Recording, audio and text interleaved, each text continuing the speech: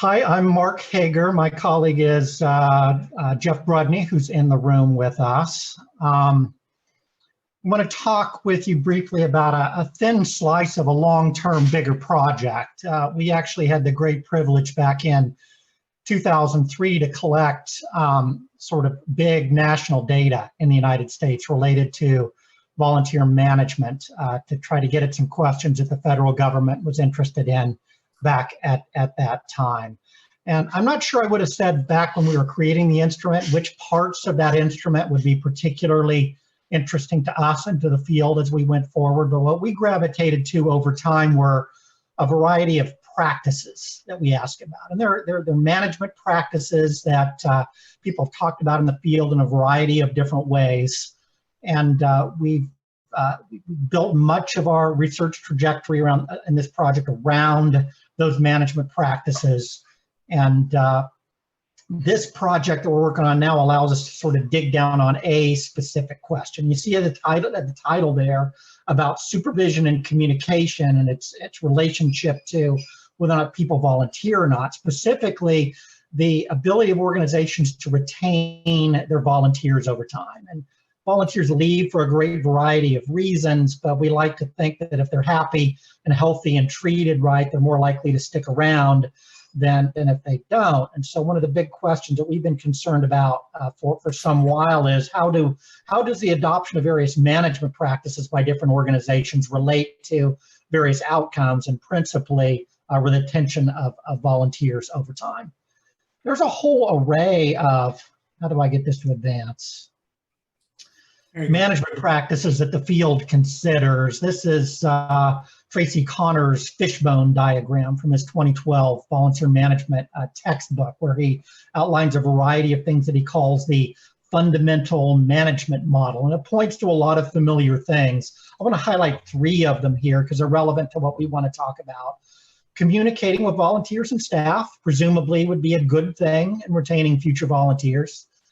Supervising your program volunteers would be presumably be a valuable thing in retaining them over time, and recognizing the volunteers and the value that they bring to the organization would be a valuable thing over time. Certainly, Tracy Connors assumes that, a lot of the literature of the field assumes that. It's reasonable to us. If you adopt these practices, you're surely to mostly reap pretty good benefits in your volunteer management program.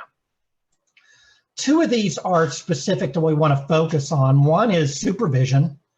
McCurley and Lynch's textbook has 3 whole chapters related to supervision. So we know it's a big issue for them, and it's not unusual to find in prescriptions of the field, research in the field, that supervision of volunteers is the best practice, a valuable thing to do.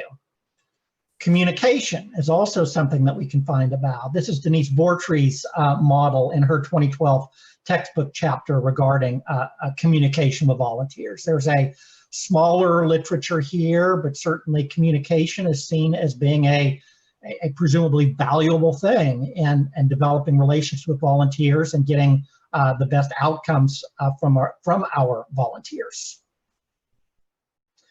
So communication and supervision is one of the many things we considered back in that 2003 survey. I don't want you to get to bog down in the details of this slide here.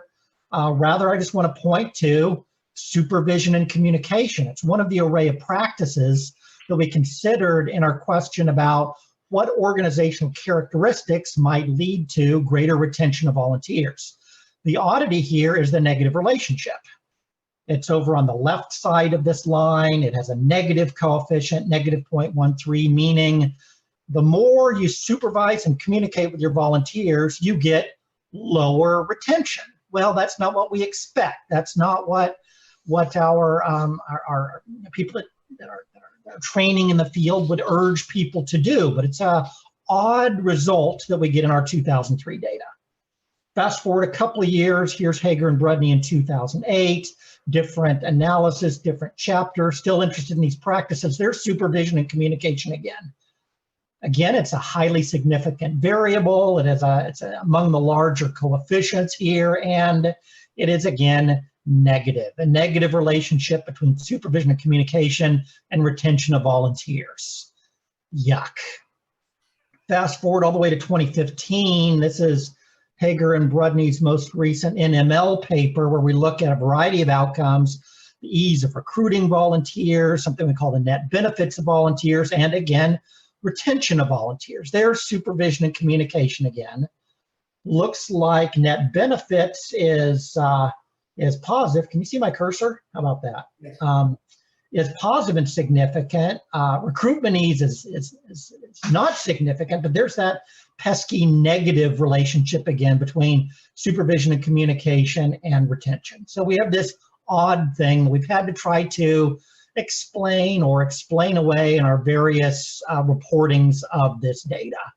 In 2016, we say, as we're sort of looking through a psychology lens here, that whereas supervision and communication might appeal to basic and extrinsic motivations and may be off-putting to volunteers who seek higher order work, responsibility, and advancement. We're trying to make post hoc explanations about what might be going on here with this negative relationship.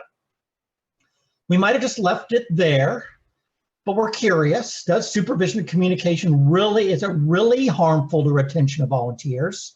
And some colleagues suggest a special issue of Voluntas, paradoxes in management of volunteers. Maybe you all saw this call for papers, but it particularly suited our question here. We have this oddity here.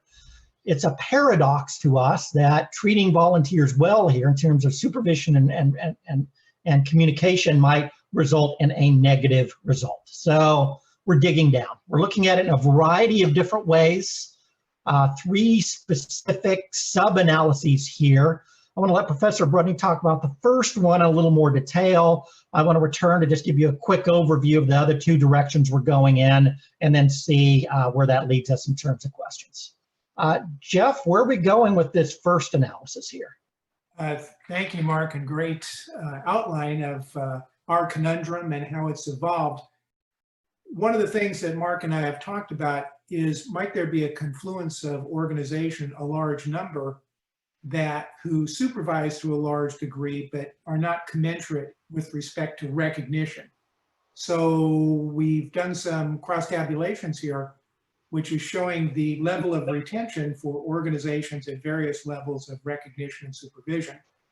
And as you might glean from Mark's background to the presentation that we've just heard, indeed, those organizations that supervise to a large degree but do not give commensurate recognition are recorded as the least likely to retain volunteers in the lower left-hand corner. So we've named these people, or these types of organizations, the grinders. They're sort of using volunteers up. So that's one of the things we're looking at, is might there be some misinformation, mislearning with respect to the task and role of volunteer administration, that the supervision is done without commensurate recognition. And we've also, next slide please, considered whether or not there might be an interactive effect. So Mark's highlighted here the recognition activities in supervision and communication. This was presented earlier, but moving forward, next slide please. We modeled an interaction effect, a multiplicative term between recognition activities and supervision and communication, to get at this strange negative effect wherein supervision can be negatively related to retention. And I don't know if everyone can see the interactive effect, but it's marginally negative, and it's marginally positive. Well, it's better illustrated in the next slide, please. So in an interactive effect, we're able to look at the effect of supervision and communication with retention. Retention's on the left side, taking into account whether or not these organizations give low, moderate, or high recognition to volunteers. And the gray line, that's the base level if you don't consider recognition at all.